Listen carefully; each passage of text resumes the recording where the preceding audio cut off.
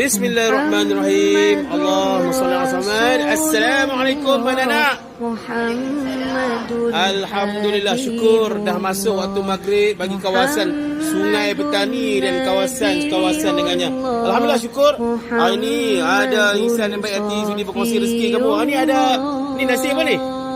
Oi, ni nasi minyak kan, nasi apa ni? Ada ayam goreng berempah. Kuih, ada kuih apa? Mana kuih?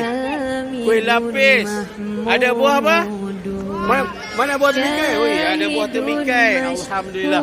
Kita doa untuk penyantun kita ni, mudah-mudahan dimurahkan rezeki, diberikan kesihatan baik, dipermudah segala urusan dunia akhirat.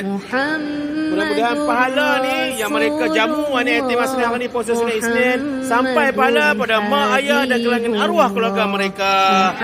Alhamdulillah, syukur kepada Allah Taala. Sedap. Sedap. Siapa bagi sedap? Siapa bagi rezeki? Alhamdulillah, syukur kepada Allah Subhanahu Wa Taala. Ini bersama dengan anak-anak pelajar perempuan. Alhamdulillah, seronok tengok bila anak-anak yatim asnaf ni dapat makan ketika berbuka puasa sedikit istimewa. Okey, baik, assalamualaikum anak-anak. Kita nak ucap terima kasih pada pakcik-makcik yang sudi berkongsi rezeki ni untuk kamu puasa sunat Isnin ni. Okey, sama-sama. 1, 2, 3.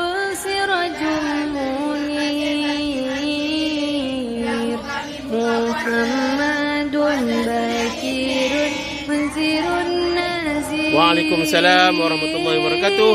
Alhamdulillah, syukur kepada Allah Taala, meriah daripada dapat buka puasa sunat Isnin hari ni. Tengok ada nasi macam nasi kuning, nasi minyak pada ni, ayam goreng berempah ada kuih lapis, ada buah tembikai. Terima kasih banyak. Hanya Allah Maha balas kebaikan kalian. Jazakallah khairan katsiran. Assalamualaikum warahmatullahi wabarakatuh.